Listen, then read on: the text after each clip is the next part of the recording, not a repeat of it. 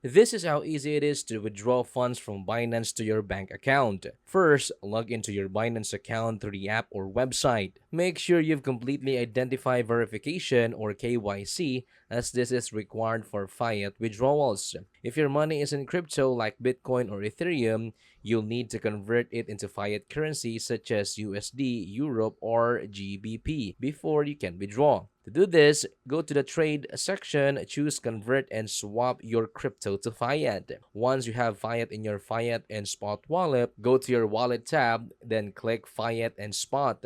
From there, click withdraw.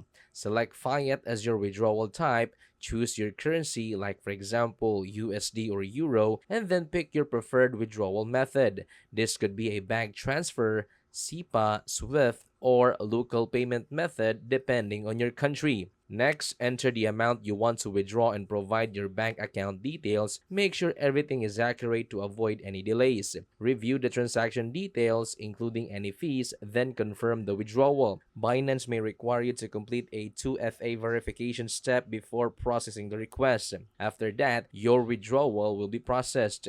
Bank transfers can take anywhere from a few minutes to a few business days depending on the method and your location. Once it's complete, the money will show up in your bank account.